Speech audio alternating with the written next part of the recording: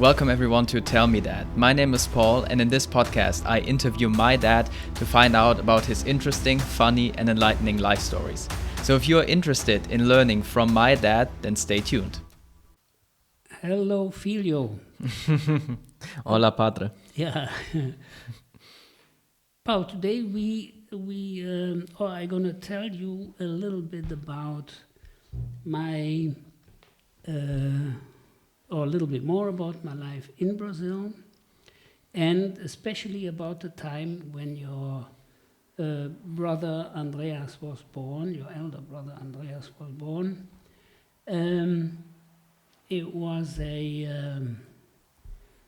beautiful time in Brazil, you know. I mean, the country was beautiful, and we had a great apartment, as I mentioned before. I bought new furnitures, and we got that big box from Germany with all my belongings. So we got settled down pretty well. And now the day came when I got this phone call in my office, and our empregada was on the phone, and she said, you have to come home quick, like, because I think your wife is getting the baby in the living room, you know. I said, no way. You just take care of her, and I'll be there in like 10 minutes, you know. So I went home, and she was laying on the sofa, and luckily the hospital, the best hospital in town, was across the street from our apartment building, and it was a private hospital with the best doctors you could get in Sorocaba or even in Sao Paulo at that time. So I got her up, and we went down, walked over the street, and got to the hospital main entrance, and I said to the lady that was on the reception, I said, well, we need a doctor. My wife is getting a baby. And guess what she said? I mean, believe it or not, she said, cash or credit card. Yeah, I mean, it's a private hospital. Unbelievable, Crazy. you know. So I said, whatever you want, you know. I can leave my credit card here because I don't carry that much cash around. And I said, by the way, how much is it? You know, she said $1,500 flat rate. I said, okay, whatever, you know, whatever. Take care of her, and here's my credit card, and so we have to get going now. Because, I mean, it was kind of close, getting close, you know. So they went up with her and to the delivery room, and about an hour later, a young lady came out of the room with a little boy in her arm, blonde hair, blue eyes. I mean, that was my son. Yeah, definitely. Definitely. So it was just a beautiful kid, a gorgeous kid, you know, and I talked to the doctor whether they had any complications or not, and he said, yeah, well, it was kind of tight, and we had to use it's kind of like a little plier, you know, that they use to kind of pull the kid out, but he said it was without any complications, it went very well, and you don't worry at all. So they took her into a room, and she could rest down a little bit, and with the little boy in her arm, and it was such a beautiful little kid, you know, unbelievable. And I was very proud, I must say, you know. So the next day, I talked to the doctor, and I said, well, how long is she going to stay here? And he said, she's not going to stay here, she's going to leave today. I said, well, it's a good joke, you know, but is it a week or 2 weeks? He said, no, she's going to leave today. I said, well, you know, in Germany, the ladies always stay like a week or so, 5 days to a week. And he said, well, young man, we are not in Germany, we are in Brazil. And in Brazil, after delivery, 1 day, and you get kicked out of the hospital, provided that she's healthy, the kid is healthy, and nothing is wrong, which was the case. So we packed our little suitcase and walked over the street into our apartment. And it was kind of a weird feeling, I mean, at least it was nearby. Yeah, it was nearby. So had there been anything, then you would have been close. Yeah, it was all in walking distance, and that was actually the good part, So, we walked up to the apartment, and I put her into bed, and our empregada was there, and she knew what to do, and she took care of the kid. And so it was all under control, and after that day, I was ready for a caipirinha. Yeah. Yeah. And I walked, I got down with the elevator, and next to our building there was this lanchonette. It was like a bar, and all my friends from the company, they were waiting already, and all that ceremony, with big cigars and caipirinha here and beer and all that stuff, Anyway, I was more than happy to invite all these guys, and we had a drink, and after 2 hours I went up again, and it was all under control. Our empregada, she took care of the lady and the little boy, and I must say, basically, it was not that difficult, Here in Germany, from today's point of view, here in Germany, when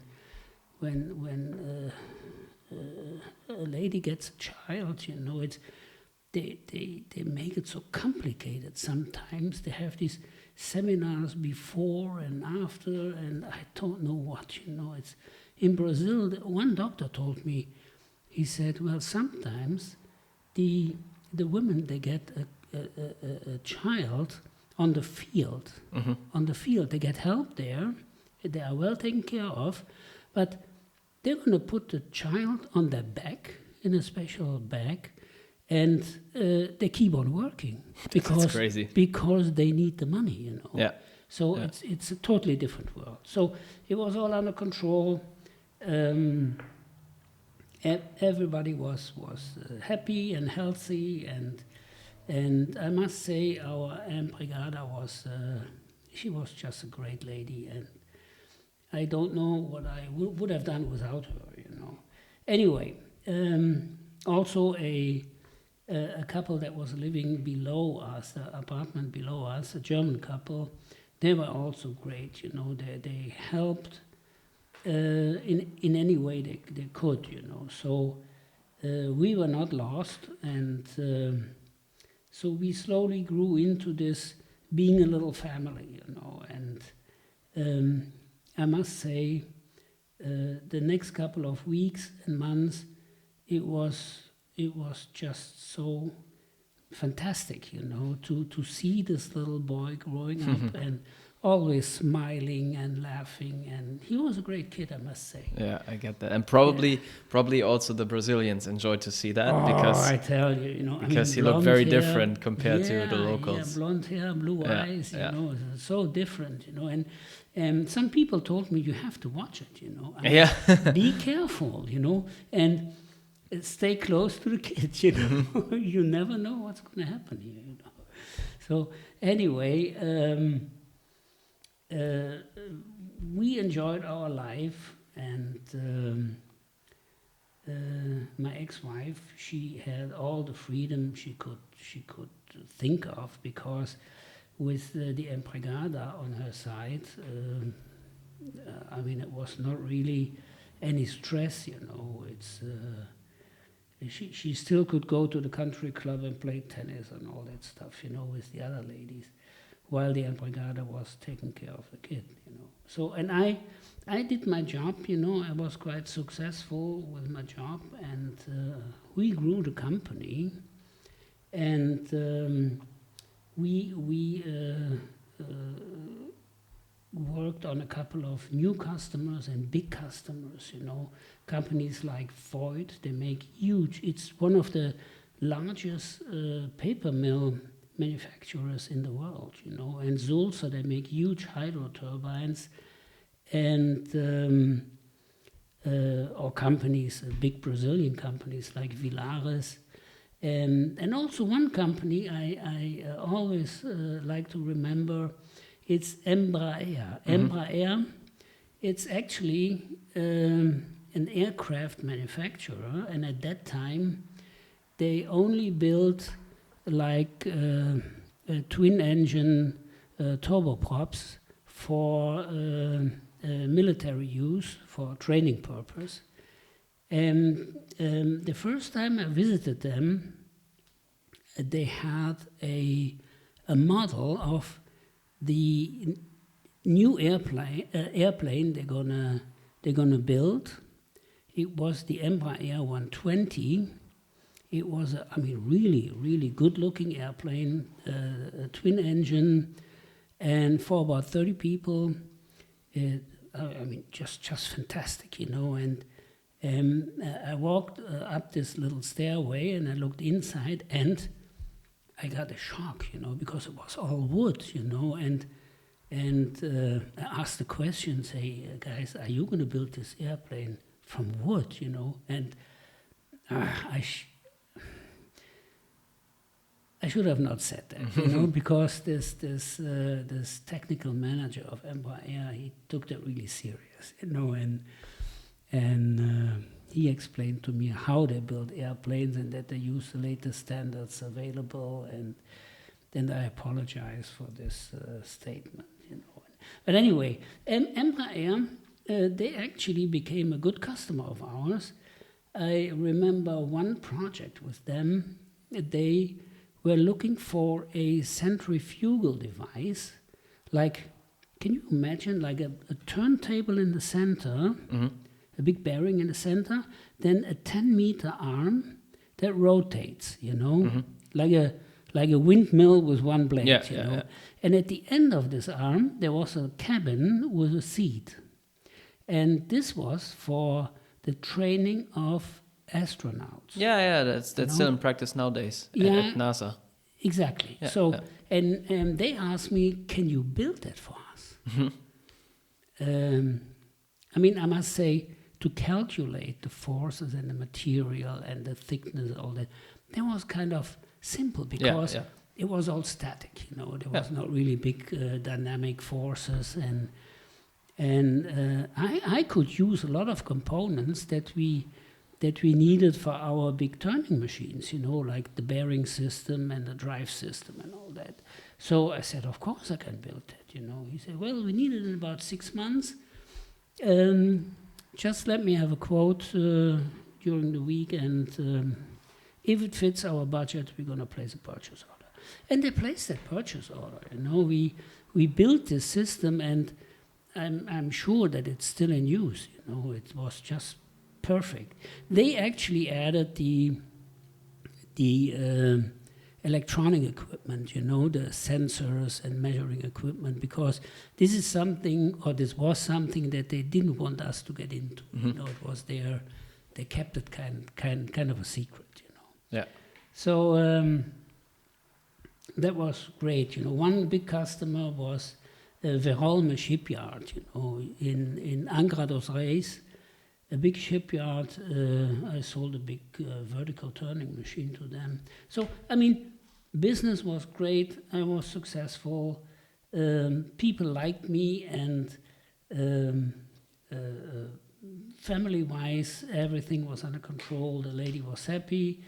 Andreas was going, and then we decided to see a little bit more about or that it was time to see a little bit more about the country, and we made some little trips, like going down to Porto Alegre, or to Curitiba. And there was one little town nearby Sao Paulo. It's called Guarujá. It's actually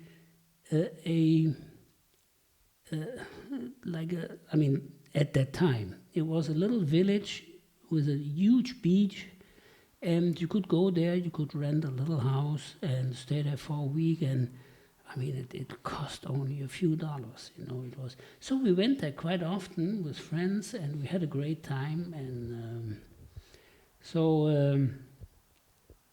all around, Brazil is beautiful country, beautiful people, the hospitality of the people is just incredible, When you meet or you visit someone, the first question is, what would you like to drink? What would you like to eat? And if someone offers you something to eat, please don't say no. Mm-hmm.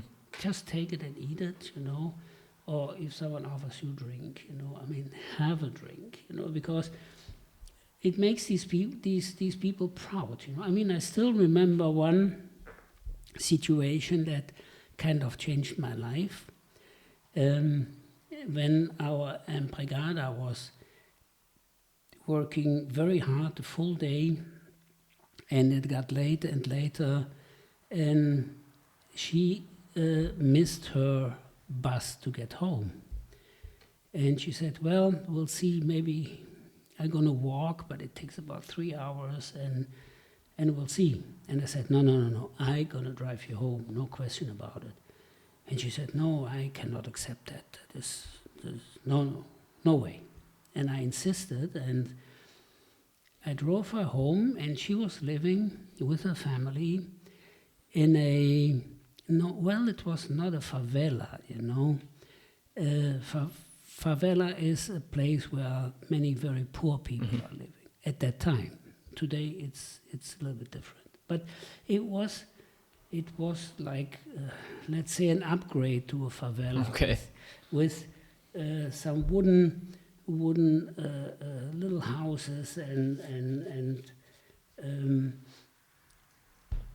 she was living in a, well, it's hard to describe, made of plywood, a little something. Well, I will not call it a house, but she was living there with her husband and 3 kids. And so when we entered that favela, there were, within seconds, I had like 100 kids around my car, Mm-hmm. They had never seen a car like that in the favela, And under normal circumstances, you don't enter with a car like that a favela. Yeah. Because you're definitely going to leave the favela without wheels, without steering wheel, without everything, you know. Anyway, in this particular case, she got out and she told the kids that they have to take care of this car. They have to protect the car. And I will be back in 1 hour, and the car will be here, ready to go, and not even a tiny little scratch on it, So, and they respected her, So I went inside that little cottage that they had, and her husband was sitting on the floor. They didn't have any furniture in there. Her husband was sitting on the floor on a white sheet, and he was cleaning rice, a whole big bag full of rice. He was actually taking with a little spoon. He was taking the bad corns from or the black ones from the white ones, And well, he was pretty good at that, pretty fast. And so because it was like a 3rd grade rice, which was a lot cheaper than buying the 1st grade, So he cleaned the rice, and in the next room, which was divided by a big cloth, the 3 kids were laying on the ground. They had a mattress made of straw with a blanket on top, and they were sleeping. And she explained to her husband that I'm her boss, and she missed the bus and so on. And he said, well, sir, why don't you sit down and have something to drink? And look here, I got some fruit here. Well, it was probably his dinner or his wife's dinner. But you see, you are not supposed to say no. If you say no, it's like an insult. I sat down and I appreciated that very much, and I had my glass of water, I had some pieces of fruit, and you could actually see that he was so proud, and after like 20, 30 minutes I got up and I got out of the favela with a car that didn't even have a scratch. I think they even cleaned it, It's unbelievable, So I went home. And it was quite an experience because it makes you think, I mean, these people are so happy with what they have, This little cottage with the 3 kids and the 3rd grade rice that they were cleaning. And they were still happy, with the little money she was making and he was making. But they were still happy, And when you take a look in the mirror, what your expectations are in life, there is sometimes a big difference, and but anyway, I mean, you have to set goals, of course, but I think some people, they overdo it, they want more from life than they actually can get, it's I mean, it's typical for us Germans, isn't it? Yeah, it is. It is a German habit. Usually, when you ask a German, "How are you doing?" a typical answer that you would get is, "Yeah, I can't complain." Yeah, but not, "I'm good." Yeah. So yeah, it's really a different culture. Well, this is, you see, if you ask an American, "Hey, how are you?" Yeah, great. Yeah. So it's also if you ask a Brazilian, "Hey, tudo bem?" "Oh, tudo bom, tudo bom." So. They would never say, "Oh, terrible, I feel so bad." Yeah. Never. Yeah. If you ask a German, "Well, I can't complain, Yeah. well, it could be better, Yeah. and so you're right, you are absolutely right, Yeah. there is a big, mentality-wise, there is a big difference. Yeah, and also regarding the friendliness, I've met some Brazilian people when I lived in Spain. Quite a few actually, and I remember we were celebrating Carnival in Spain. It's fun. It's fun, and especially in Catalonia where I was, it's quite a big tradition, and they like to openly celebrate that, and it was much more beautiful than here in Germany, I think. And I remember there was this Brazilian friend of mine, and he walked up to me. We both had, we were a bit drunk, of course. It was Carnival. But he walked up to me and said, "Yeah, listen, whenever you visit Brazil, just call me. You can stay at my place." And I thought, well, I mean, Brazil is quite big, but still, I appreciate that. Yeah. And the friendliness is really on a different level than for the Germans. But just to say something like that means that you are welcome. Yeah. You are very welcome, and it's great people, great mentality, good sense of humor, and they love music. They like the fast one, the samba. It's beautiful. When ladies are dancing to the samba, I mean, you can get blind. I tell you. Yeah. And for the romantic part, they have that bossa nova. This is. It's just great, and it's a beautiful country, beautiful life. The food is great, lifestyle if you can afford it. I must say, and I was in that privileged position that I had more money than I could spend. I mean, that was. The money bag was always filled with money coming from Germany. So, but anyway, then the day came when we had to make a decision. You see, that company in Germany, they said, "Well, you see, next month your contract is running out, and you should make a decision. Do you want to extend it? We are willing to double your salary in Brazil. Wow. The Brazilian part, not the German part. The Brazilian part. If you extend your contract for another 3 years. And that was very tempting, I tell you.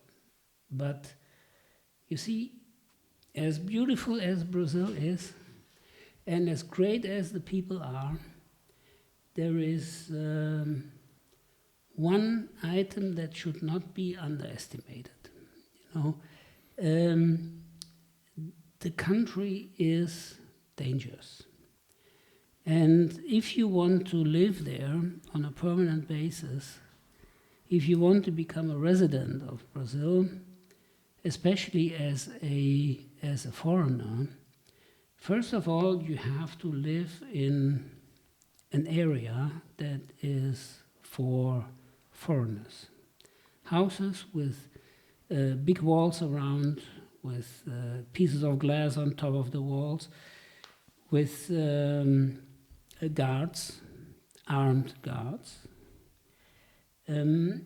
So you see, my boss in Brazil, the president of the company, he was living in Sao Paulo in a beautiful area, Santa Rosa.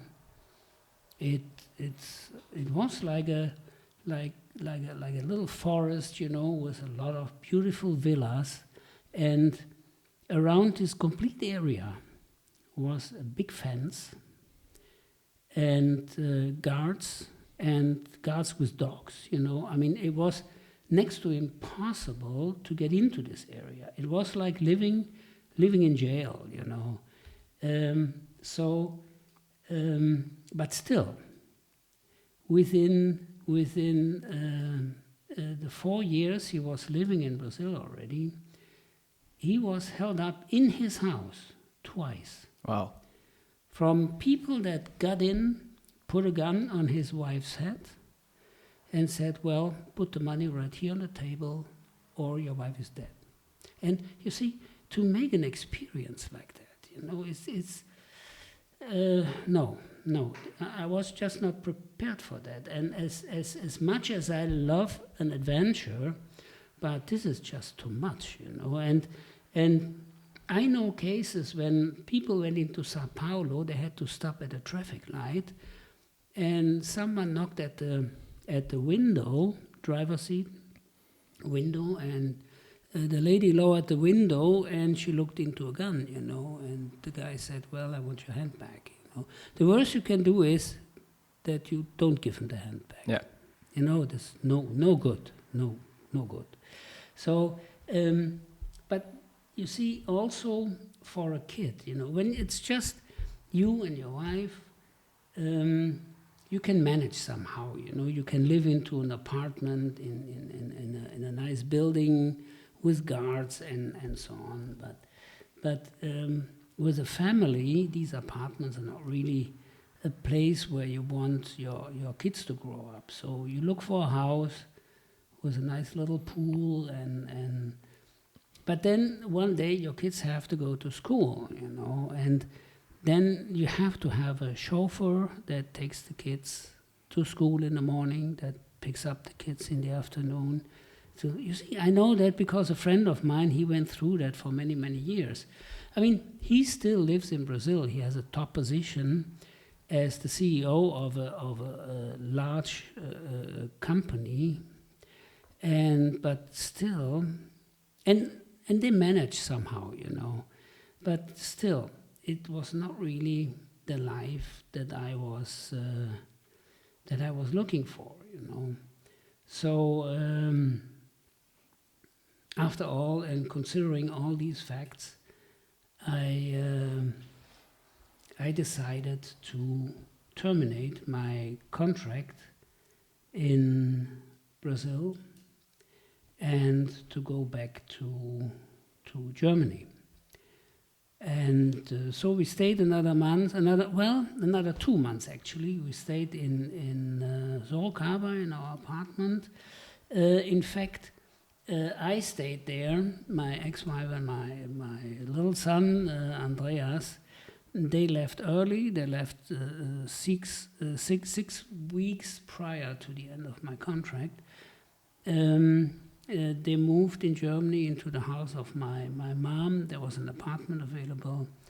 And so they were on safe ground. And I stayed another 2 months another 6 weeks in Brazil to take care of all the things that you have to do when you leave the country, like selling the furniture, selling the stereo, selling this and that, what have you, and also get rid of all the money that you have, I mean, ton loads of, just paper, big bags full of, Paul, it's unbelievable, So I had these 2 shopping bags filled up with cruzeros. And it was about, I think, $7,000 or $8,000. It was not that much, but still a lot of money, So, and I talked to the financial manager of our company, and I said, well, how can I get rid of that money and change it into US dollars? And he said, well, there is a place in Sao Paulo, but you cannot go there all by yourself. You have to take one of our guys with you, and he's going to show you where to go. And so, okay, I took my bags filled up with money. We drove to Sao Paulo. I got out of the car. He parked the car, and he joined me walking down the street to this kind of old building. It was quite a feeling, having these 2 bags. Thanks God no one knew about this, because otherwise it would have been a dead person. Yeah. Anyway, so I went up the stairs with my personal guard, and I knocked at the door that I've been taught to enter, and there was that elderly person sitting there, and he said, "Oh, well, you are willing. I'm waiting for you, and you want to change some money into US dollars." And I said, "Yes, that's what I want to do." And he said, "Well, let me just have the bags, and I'll be back soon." I gave him the bags, and he left. And I thought, "Oops, is that some kind of a rip-off? Or what is that? He got all that money now, and he's gone, and I don't even know the guy, Yeah. 15 minutes later, he came back, and I thought, wow, that is a gentleman, and he gave me a stack US dollars. He said it was about, I don't know, 8,000 US dollars. He gave me that stack US dollar notes. They looked like, believe it or not, they looked brand new, fresh from the press, fresh from the printing press. And I thought, well, if he didn't fool you 20 minutes ago, he is going to fool you now. Yeah. And he said, "Well, young man, I know exactly what you are thinking." And I said, "Well, what am I thinking?" And he said, "Well, you think that this is not real money, right?" And I said, "Well, no, sure." He said, "Well, come on. I show you how to identify US dollar bills, And he took a white piece of paper, and he said, "You take one note, and you rub it against that white paper, and when the green color comes off, then it's real." I said, "Oh, okay, if you say so." And he said, "The second thing is, in the note, if you take a close look, you have to see these little red and blue, very fine little flaws in there, If they are in there, it's real." Okay. And he said the third thing is this United States of America on top, it has to be not just printed on the paper, it has to be like pressed into the paper. If you close your eyes and you try to feel, you can actually feel it, you know. And he was right, you know, I could actually feel that. And he said, so this is how you identify real US dollar bills. And I was still not very convinced, you know, and I took the money and I said bye-bye to the, gentleman. And on the way out, he said, well, young man, if I try to fool you, I would be dead tomorrow. So this is a market, the black market for money here. If someone plays wrong, he's not going to survive. And I not want to be the first one. You know. So I took the money, I went back home, and... But how did he get the money? Where do they get the money from? I don't know. I don't know. Black market. Yeah. Okay. Black market. Maybe they had I was thinking of they have a printing press. Yeah. So, but I don't know. I don't know. And you see, I must say that they had their own currency, cruzeros, or later on cruzados, 200% inflation. And I mean, at the end, the money was not worth the paper was printed on. Yeah. You know. So, but there was always a black market for US dollars. You know, if you wanted to buy something that was imported, you know, I mean, you had to pay in US dollars. Yeah. So there was a big amount of US dollars in Brazil, you know, like a second currency. Yeah. You know. Later on, they changed from cruzeiros to reais. Reais, 1 real was equivalent to $1. Okay. You know, when they made that change, you know. And even today, I mean, reais and US dollars, they are very similar. You know? So I took the money, put it in my pocket, and cleaned my apartment, sold all the other stuff that I had, mostly to Germans that paid in good old-fashioned Deutschmarks. Yeah. And so I went back home. I waved goodbye, Brazil, and it was a great experience, great country. Later on, I've been a couple of times in Brazil again. I also have done business in Brazil, but we get to that later on.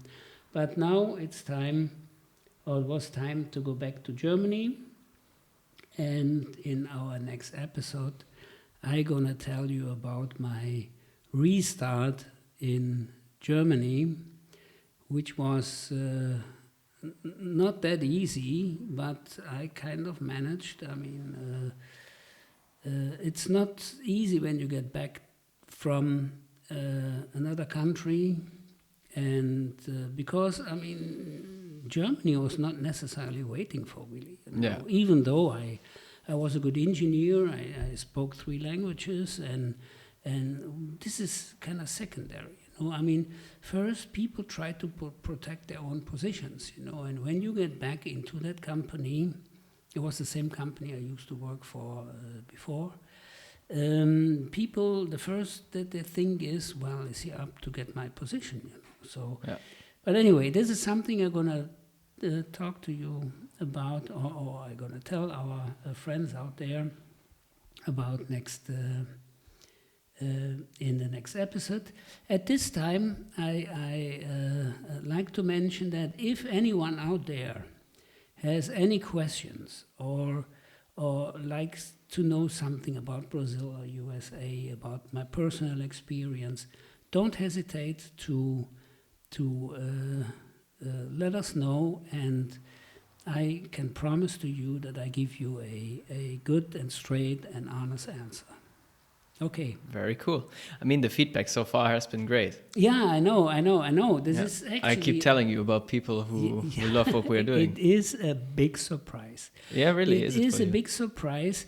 And it actually, well, it proves to me that it was a great idea. Yeah. That I mean, the idea was better than writing a book, I tell Yeah. you. I mean, it was just fantastic, And I tell you, I mean, it is a very, very special feeling, to make a review of your own life, well, there are still a lot of things that I could talk about, but just going from episode to episode, from USA to Brazil and living in Brazil and so on, it's kind of refreshing on one hand, but it also shows you that you had a great life with a lot of adventures, and your life, or my life so far, is something that I appreciate very much. And I mean, if it ends tomorrow, you never know. You never know. I have no reason to complain. It's just great. And thank you, great idea. Yeah. I have the opportunity to tell other people about my life, tell them a couple of stories, but still, there is more to come. And that's good. You're gonna see in our next episode, or you're gonna hear in our next episode, what's gonna happen in Germany to me. Very cool. I'm excited for it. Take care. Thank you everyone for listening to this episode. I hope you enjoyed it and learned something from my dad. If you're interested in how his story continued, then make sure to tune in again next week for some more lessons. Also, make sure to share this podcast with your family and friends. I would love to see you again next week. Until then, have a good time.